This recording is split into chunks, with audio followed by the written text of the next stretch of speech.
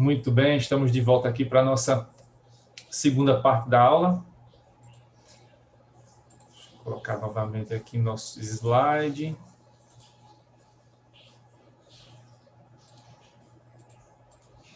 Então, eu estava falando aqui do comerciante de produto anônimo, né? De quando não conseguimos identificar quem é o produtor, né? Daquele bem.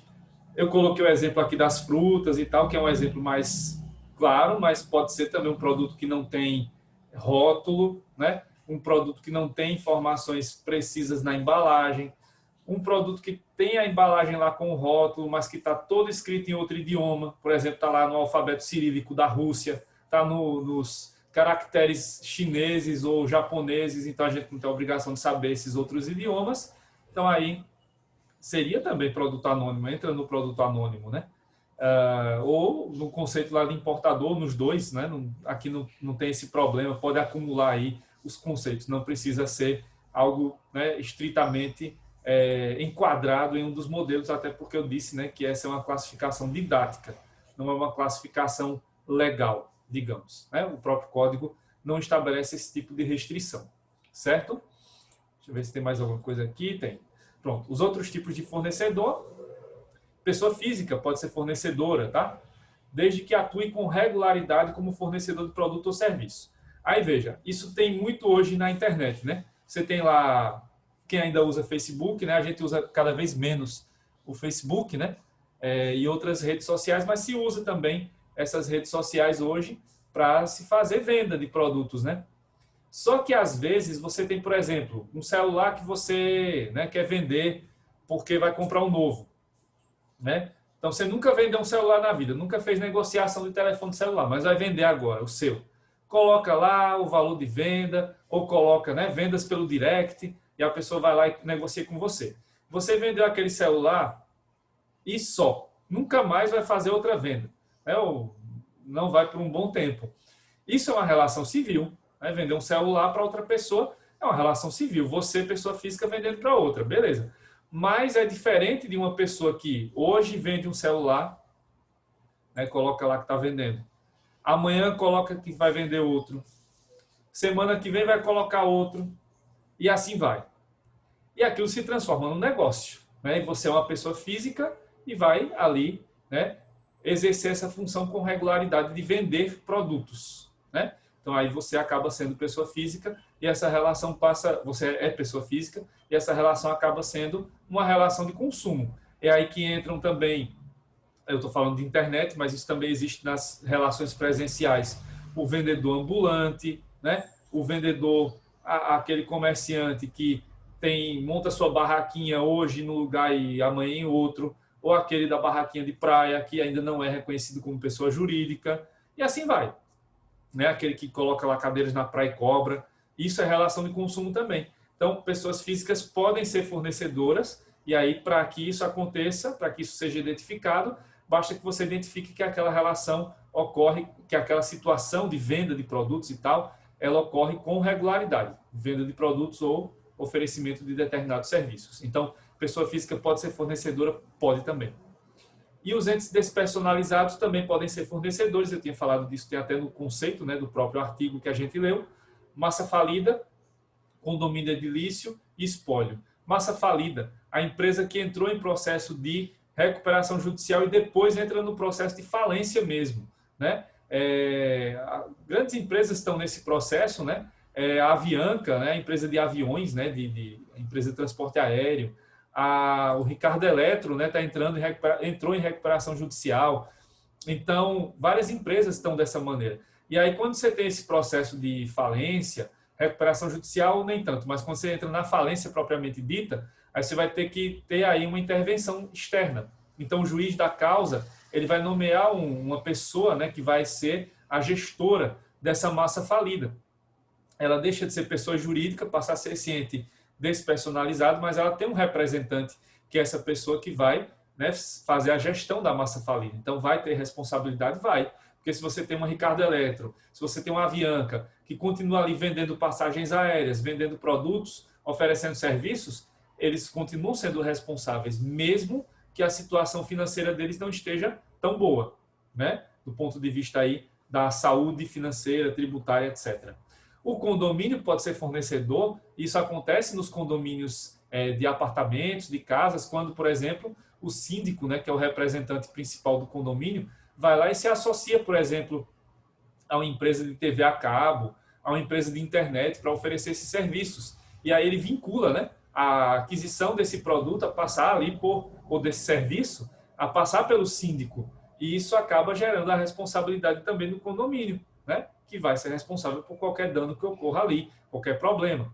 O espólio, né, que é a herança, o dono daquele patrimônio morreu, mas tem alguém que vai ser nomeado pelo juiz, né, ou pela própria família, para ser o gestor dessa massa de bens. Então, essa pessoa também será ali responsável, né, juridicamente e judicialmente, por qualquer questão que apareça com espólio, sendo aí o espólio fornecedor. Pode acontecer que, dentre os bens da herança, tenha, por exemplo, uma loja, né, um comércio que esteja ali, né, continuando a fazer as suas operações, suas vendas, e isso vai gerar, então, responsabilidade nesse ponto.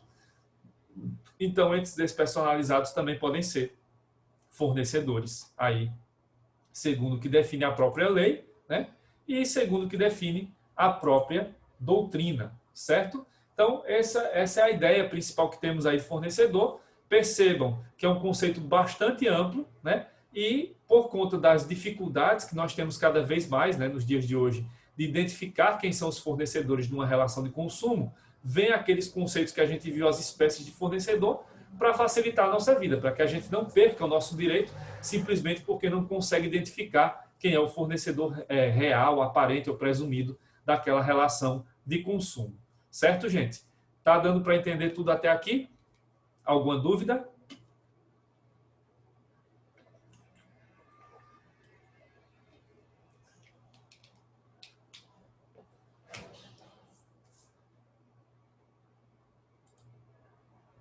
Beleza?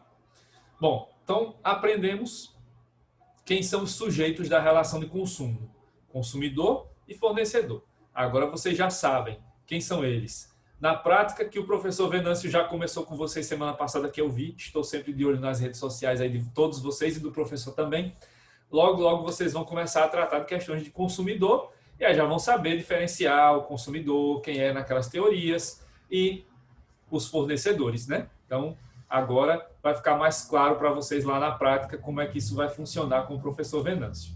Bom, depois de termos visto aí quem são os sujeitos, agora a gente vai para a segunda parte desse assunto, em que a gente vai aprender qual é o objeto da relação de consumo. Eu tinha falado na aula passada que aí quando falamos do objeto, estamos tratando de dois pontos, o produto e o serviço. Então vamos ver primeiro como é que o código define o que é o produto e depois a gente vai analisar o que é o serviço, certo?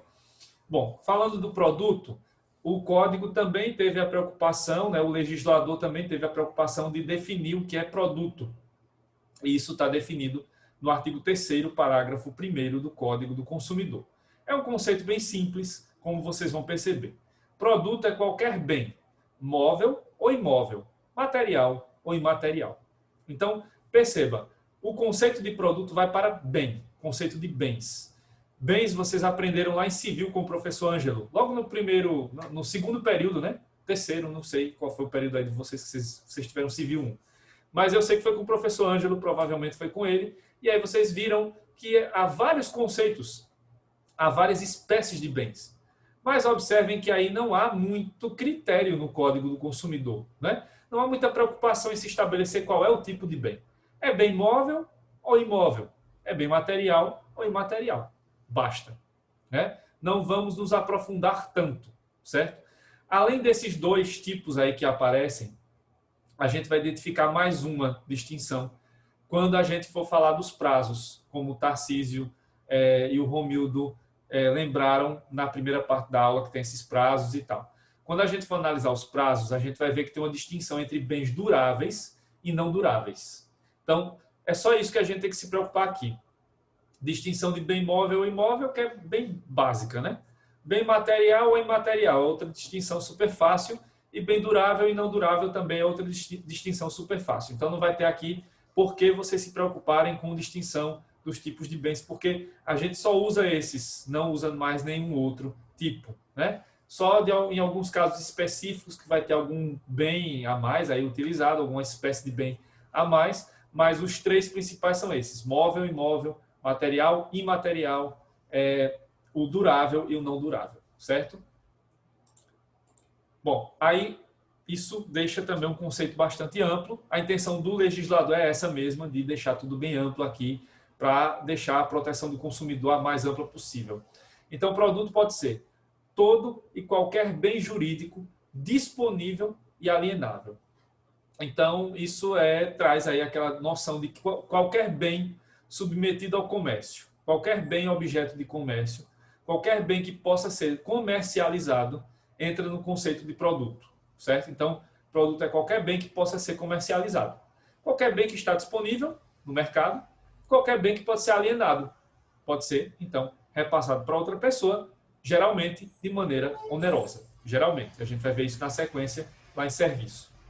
Então, pode ser qualquer bem que possa ser objeto de comércio. Então, o bem é passível de ser negociado, é passível de ser submetido ao mercado para ser comercializado. Então, entra no nosso conceito de produto. O bem móvel, né? O código aqui, o imóvel, uma casa, né? O bem material, esse que a gente consegue pegar, o tangível, e o imaterial, que é o intangível, que a gente não consegue ver, mas que a gente sabe que existe, né? E aí a gente vai para um ponto interessante aqui sobre os bens imateriais, que eu vou falar daqui a pouco. Então, o CDC não adota a distinção feita pelo Código Civil entre bens e coisas, tá? Aqui está tudo misturado. E aqui a gente utiliza uma nomenclatura já consagrada no meio comercial e no meio econômico para facilitar a determinação do que seja o bem disponível para o consumo, material, imaterial, durável ou não durável. Então, percebam que aqui não há muito critério específico, né? A ideia é mesmo deixar tudo bem amplo para garantir a proteção ampla do consumidor. E aí vem essa questão, falando dos bens imateriais. Vem essa pergunta: o lazer, né? E o lazer seria um bem de consumo? Né? Quando falamos em lazer, né, falamos dessa atividade que está tão prejudicada com a pandemia, né? Porque as atividades que envolvem o lazer, né, desfrutar dessas atividades lúdicas e desses outros meios econômicos aí que a gente tem acesso, como, por exemplo, assistir uma peça de teatro, assistir um show, né? Assistir um espetáculo de circo ou outro tipo de espetáculo, ir a uma partida de futebol, né? No estádio, porque está tendo futebol aí, propagando Covid para todo lado, mas está sem público, né? A gente assiste só pela TV, ouve pelo rádio, ouve pela internet. Mas para ir até lá, né? Tá difícil. A gente está tendo acesso por lives, né? Ou pelas transmissões aí. Mas o lazer envolve tudo isso, né? E não é só assistir, mas tem as outras atividades que são acessórias aí, que estão junto, né? E que também compõem isso, que é comer, né? Beber, desfrutar de outras atividades que podem ter nesses festivais, shows, etc. Então, o lazer, ele entra como bem de consumo, ele é um produto, né? Ou numa acepção mais ampla, que a gente vai ver na sequência, também é um serviço. Isso ficou aí para ser discutido, né? Sempre tem uma discussão, mas é o ponto pacífico que sim, que é o bem de consumo, que é produto, que é serviço, sim. Né? Então, você ir a uma peça de teatro, ir a uma partida de futebol, ir até uma partida de vôlei também, enfim, e para um show, né? Tudo isso é bem de consumo. O lazer é consumo. Ir para um parque aquático, né? Aí eu vou deixar de falar tanto isso para não gerar tanta tentação na gente de sair de casa, né? Que ainda não é hora de estar saindo, não. Mas, enfim. Então, o lazer é sim um bem de consumo. Mas houve um caso que foi polêmico, né? Que eu sempre trago aqui, que ele teve um desfecho favorável, né? Mas que ele não começou muito bem para a gente que é consumidor. Foi um caso que aconteceu em Minas Gerais, certo? Lá em 2014, né? 2013, na verdade. 2013, 2014. Foi a apelação civil 123.957 de 2013 do TJ de Minas. Eu acho que eu errei a data aí, que não é 2013, é 2000. Não, é 2013. Agora eu lembrei. Peraí, calma, que eu vou explicar, vocês vão entender. Mas é 2013 mesmo. É porque a inauguração do estádio veio antes da Copa do Mundo, é isso mesmo. Bom, então, nesse caso aí da apelação do TJ de Minas, o desembargador Veiga de Oliveira julgou, em setembro de 2016, esse caso. Antes de eu passar aí para as próximas telas para mostrar o caso, deixa eu explicar mais ou menos o contexto. Estávamos em 2013, naquela época em que o governo estava inaugurando, estava começando ali a fazer as inaugurações. O governo e também iniciativa privada estavam fazendo as inaugurações dos estádios para a Copa do Mundo de 2014, que parece que foi uma eternidade, que já passou, mas em 2014 teve Copa no Brasil. A Copa do 7-1, que a gente sempre lembra e nunca vai esquecer. Mesmo com o 8-2 que aconteceu recentemente na Liga dos Campeões, não dá para esquecer do nosso 7-1, Mas, enfim. Então, em 2013, começou a se inaugurar estádios, Brasil afora, os estádios da Copa. E o Mineirão virou a Arena Mineirão e passou a ser, então, um novo estádio, E teve lá um jogo amistoso, Cruzeiro e Atlético Mineiro, que inaugurou esse estádio para a Copa do Mundo. Mas quem viveu lá o 2013, todos nós vivemos, A gente deve lembrar que muitos desses estádios foram inaugurados antes de ter as obras concluídas. Então, houve problemas que foram identificados. E esse foi um caso que aconteceu, certo? O que aconteceu aqui foi o seguinte. Esse cidadão aí que entrou com um processo que depois virou apelação, ele foi assistir o jogo do Cruzeiro com o Atlético lá no Mineirão, inaugurado. Era o jogo de inauguração. E havia algumas restrições, como aconteceu na Copa do Mundo. Quem assistiu à Copa, quem foi para os estádios, viu que tinha essas restrições. Você não podia sair do estádio para comprar nada, de comida, bebida, era tudo para ser consumido lá dentro. Então tinha bares, restaurantes, lanchonetes lá dentro que forneciam, que vendiam os produtos. Então, isso também você espera em qualquer jogo que você vai assistir. Se você vai para o estádio, você vai sabendo que não vai ter que sair para poder comer lá fora. Ou você come antes, lá fora, ou depois, não pode sair no meio do jogo. Então, o que se esperava, qualquer consumidor típico espera de um estádio, é de você encontrar lá, pelo menos, um lugar para comer e beber. Ou algum vendedor que passe lá vendendo, enfim. Mas o que aconteceu nesse dia foi o seguinte, as obras ainda não estavam concluídas da parte lá da área de alimentação. Então, não tinha bares nem restaurantes funcionando, ainda. E os que tinham comida muito restrita. Tanto é que no começo da partida já não tinha mais comida a ser oferecida e nem bebida, nem água. Aí o que o pessoal começou a fazer? Era um calor, estava uma situação de calor muito grande, e aí ninguém podia sair do estádio para comprar nem água. Então eles foram até os banheiros. Chegaram nos banheiros, nem água tinha lá nas torneiras. E ainda tinha um problema sério que era na saída dos banheiros, tinha um monte de estacas, de ferro, pedaços de ferro, que eram restos de construção. E era um jogo clássico, em que pode haver briga de torcidas. Então imagina o risco. Tudo isso então foi relatado depois do jogo e virou esse processo. Só que em 2013, o juiz da primeira instância não concedeu o direito de indenização ao torcedor, porque, segundo ele, quem ia para o estádio tinha que já estar preparado para essa situação. Não, de maneira nenhuma. Você não vai para o estádio para ter uma situação dessa de privação até de água, passar sede e fome, de jeito nenhum. Não é isso que se espera de um jogo comum. Então, houve a apelação, e aí foi que, finalmente, em 2016, a decisão foi dada de maneira diferente. Mas veja, isso até hoje tem sido discutido, Até onde vai a questão do direito do consumidor em atividades de lazer. E assistir um jogo de futebol, até onde a gente sabe, é sim uma atividade de lazer. Torcer pelo seu time, ou até assistir um jogo de um time que você não torce, mas só pela diversão, também é uma atividade de lazer.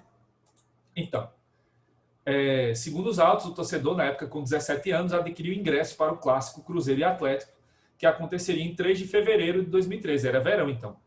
Ocasião em que o Estádio Mineirão seria reinaugurado após 3 anos de reformas para a Copa do Mundo de 2014.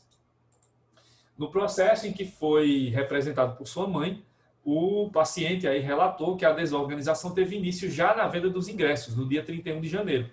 O torcedor disse que permaneceu por várias horas na fila para comprar o seu ingresso, tomando chuva e sol, uma vez que os bilhetes só começaram a ser vendidos 2h30 depois do horário anunciado. A desorganização já começou na venda de ingressos. Não tinha como dar certo. Ainda de acordo com o torcedor, no dia do jogo, houve tumulto na entrada do estádio, devido ao atraso na abertura dos portões e do estacionamento. Com a proibição da venda de produtos por ambulantes ao redor do campo, nem aqueles vendendo, né, que saem com a coisinha aqui pendurada, né, nem aquele podia sair vendendo, né, estava restrita a venda só aos locais que tinham lá os restaurantes autorizados, mas eles não estavam preparados ainda para essa demanda. Então, com a proibição da venda por ambulantes ao redor do campo, a única opção para beber água e se alimentar eram os bares do interior do estádio. Contudo, segundo alega, só havia 2 bares em funcionamento, que foram fechados logo após o início do jogo, pois já havia acabado o estoque de bebidas e alimentos. O autor da ação afirmou ainda que encontrou bebedouros sem água e banheiros inutilizáveis também sem água, deixando os torcedores presentes à mercê de uma total falta de organização, com fome e sede durante a partida. Quem foi a esses estádios e quem foi assistir a Copa do Mundo, lembra que os ingressos eram a preços extorsivos, né? Caríssimos. E aí você pagar o ingresso caríssimo desse para ter uma condição dessa, pior do que uma pocilga, complica, né? Claro que tinha que virar realmente uma ação, né? E aí virou essa ação que virou a apelação. Bom, em tendo havido a prestação de serviço contratado, ainda que em desconformidade com a forma esperada, não há de se falar em dano material. Então, segundo o desembargador, não houve dano material. Comprovada a ausência de fornecimento de itens básicos como água, alimentação, sanitários próprios e segurança aos torcedores, em flagrante descumprimento ao Estatuto do Torcedor e Código do Consumidor, é devida a compensação por danos morais. Diante disso, dou parcial provimento ao recurso interposto, condenando a apelada, né, que era a concessionária que vendia lá os ingressos e organizou o jogo, a pagar o apelante a compensação de danos morais de R$ 1.500, devidamente corrigidos pela tabela divulgada na data da publicação deste julgamento e acrescidos de juros de mora de 1% ao mês a contar da data da citação. Então, o torcedor ganhou, mas levou pouco, né? Foi R$ 1.500 só, mas pelo menos ele conseguiu reverter, porque na primeira instância ele perdeu a causa e foi condenado ao pagamento das custas, né, do processo. Aqui ele pelo menos recebeu o valor dos R$ 1.500 e houve aí a condenação da apelada a também pagar os valores aí relativos ao recurso, certo? Então só um exemplo aí para vocês verem, né, que a questão do lazer ela envolve aí discussões que chegam até os tribunais, né? Claro, isso aqui não é precedente, isso não é repercussão geral. Então, por exemplo, o TJ de Alagoas pode decidir de maneira diferente, com um valor maior de indenização, inclusive, para situações aí que envolvam jogos de campeonato alagoano, brasileiro, etc. Né? Mas aí é só um exemplo ilustrativo para mostrar a vocês que há discussão a nível judicial sobre até onde vai o lazer como bem de consumo e até onde nós podemos requerer, né, possíveis ressarcimentos aí por eventuais danos que venhamos a sofrer. Nesse caso aí não se considerou o dano material e apenas o dano moral, com valor, né, razoavelmente baixo, né, para dizer razoável, é razoavelmente baixo, de R$ 1.500 para o perrengue que esse torcedor passou lá nesse jogo do Cruzeiro e Atlético lá na inauguração do Mineirão. Certo, gente? Deu para entender aí como é que funciona a questão do produto? É um conceito bem básico, bem amplo, né? E só a questão do lazer que gera alguma dúvida, mas o lazer é sim bem de consumo, então o fato de irmos lá ao show, ao jogo de futebol, enfim, a todos os eventos que envolvam lazer, traz sim direitos e direitos que devem ser respeitados e garantidos.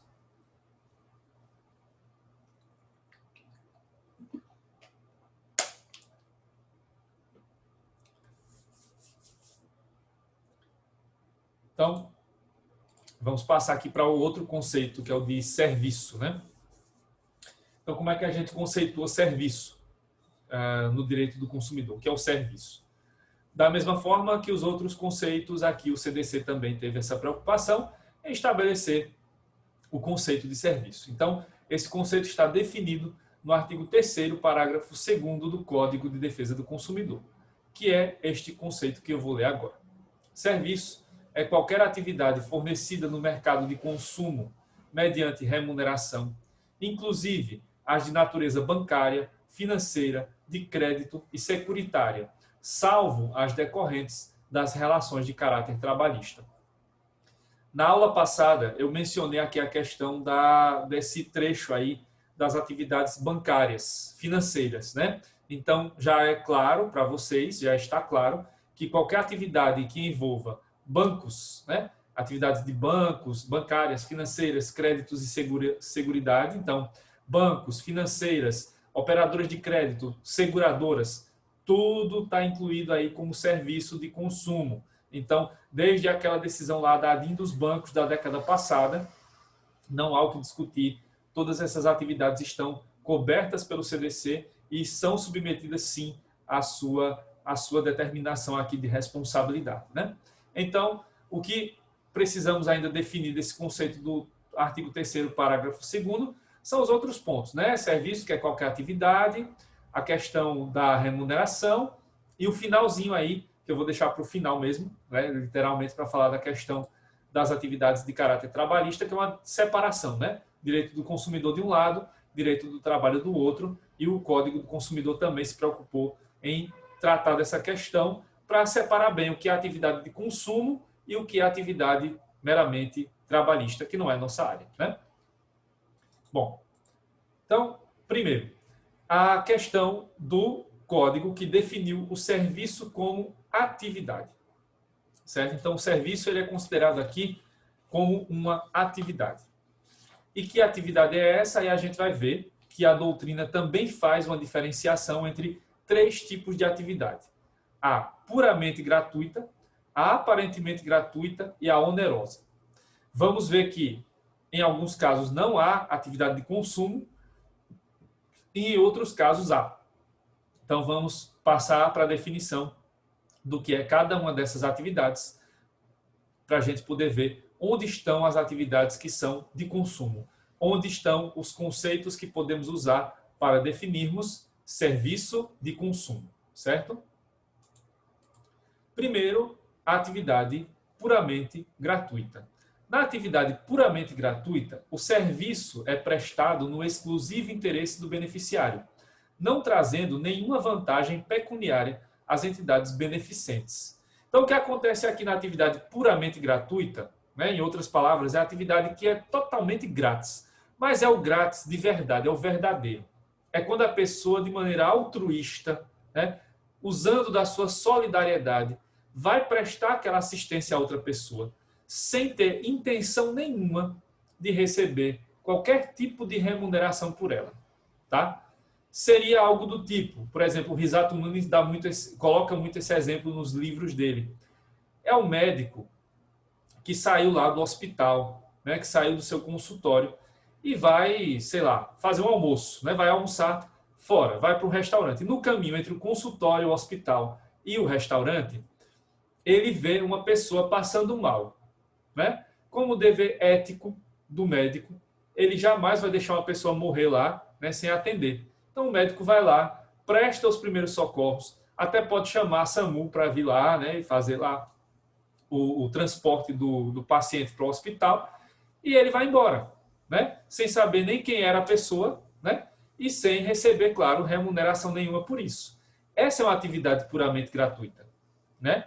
Então, nessa atividade, você não tem aqui uma relação de consumo, certo? Porque não há uma contrapartida, né, da outra parte, da pessoa que sofreu aí, por exemplo, um infarto, né, um princípio de infarto, ou passou mal. Essa pessoa não vai nem saber quem foi que atendeu ela, porque ela está desacordada, inconsciente, né? Então, essa seria uma atividade puramente gratuita.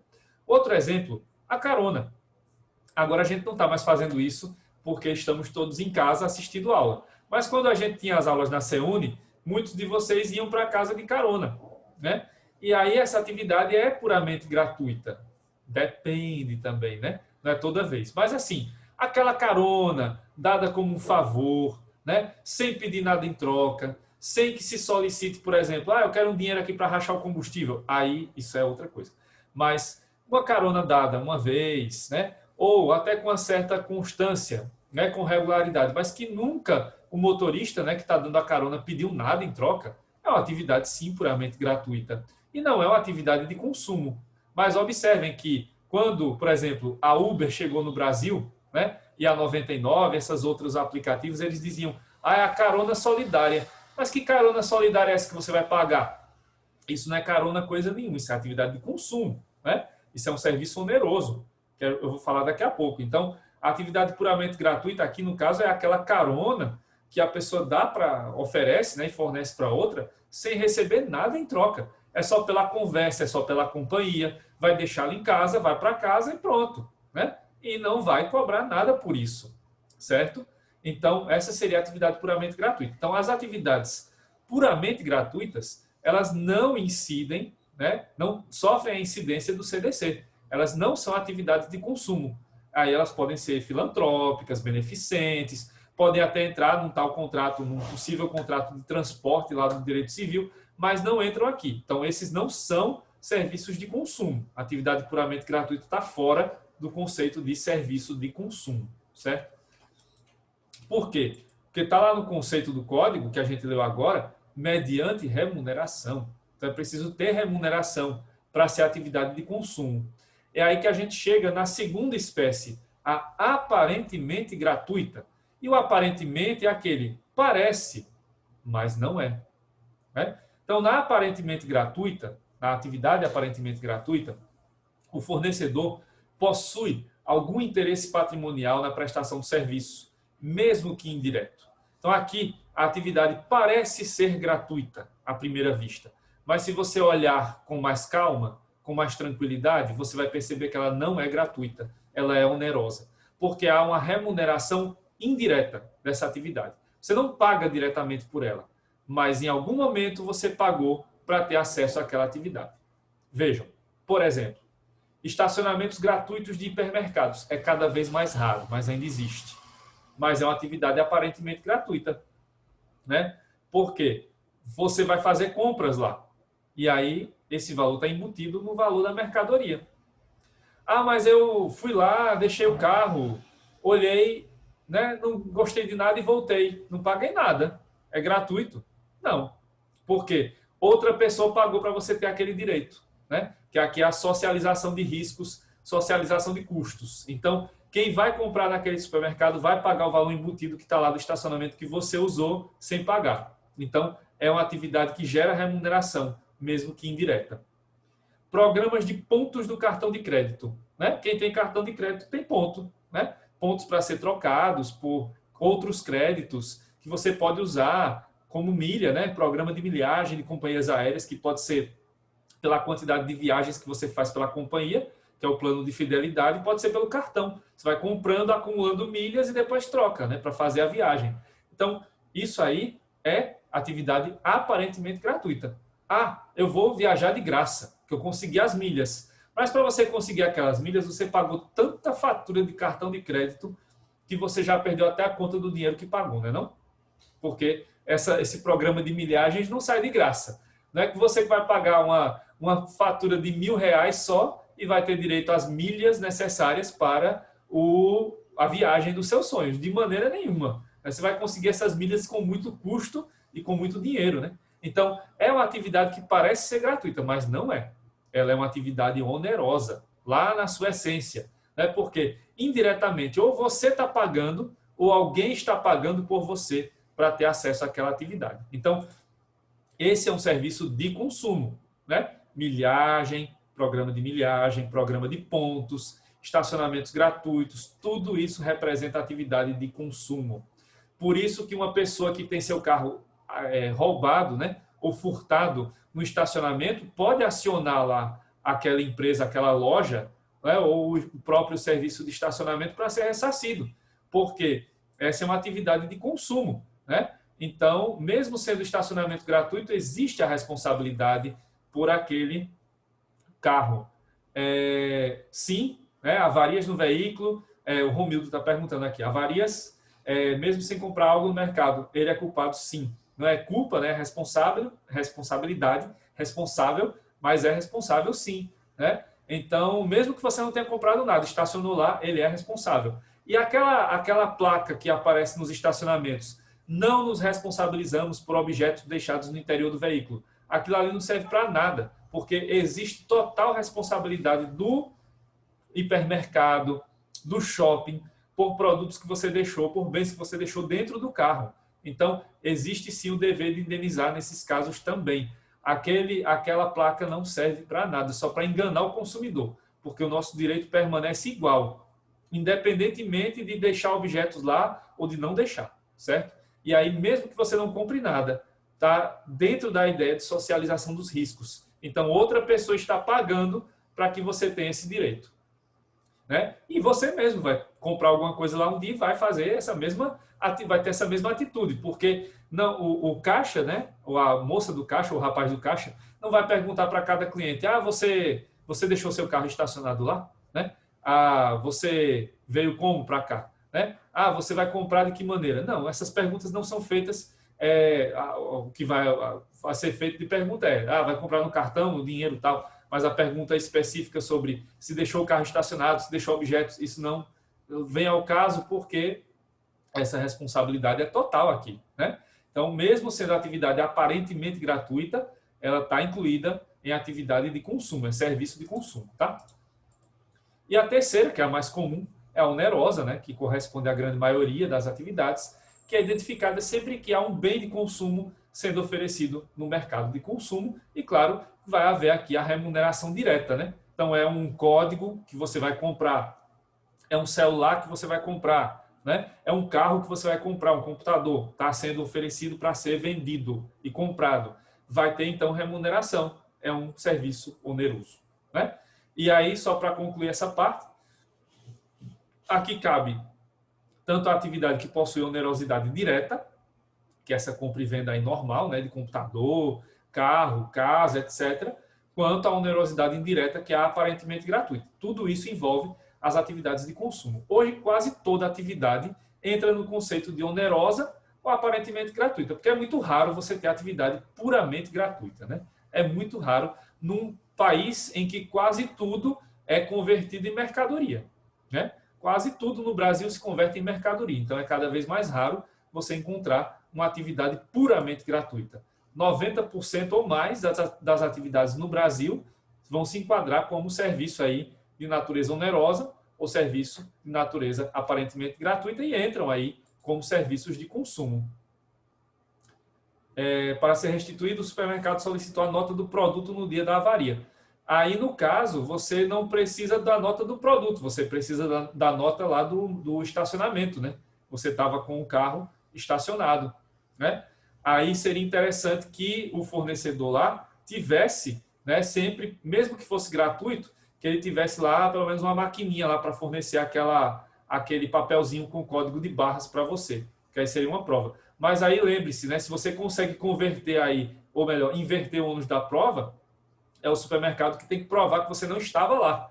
E aí ele que se vire para provar, né? E aí você vai confirmando a sua situação ali de hipossuficiência para que você possa ser ressarcido, né? Então, se houver inversão do ônus da prova, não é você que tem a obrigação de mostrar nota do produto. É o hipermercado que vai ter a obrigação de mostrar que você não estava lá no dia.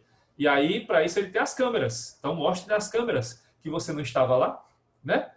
Com certeza não vai conseguir mostrar, porque você estava lá, né? Se você está pedindo essa indenização por isso, logicamente você estava lá no momento em que ocorreu essa avaria no veículo, né? O carro lá que bateu no seu, ou alguém que passou e riscou, sei lá, né?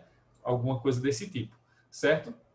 Então, aqui as atividades são dessa maneira, né? Atividade onerosa, que é a regra, né? Que vai acontecer na maioria dos casos. A atividade aparentemente gratuita, que também entra aqui, e a única que está excluída das relações de consumo é a atividade puramente gratuita. Certo, gente? Bom, chegou ao final aqui, tá? Falta menos de 1 minuto para acabar. Então, deixa eu me despedir de vocês. A gente se vê na próxima terça e aí a gente conclui esse assunto e já vamos entrar para a responsabilidade do fornecedor. Tchau, gente. Boa noite.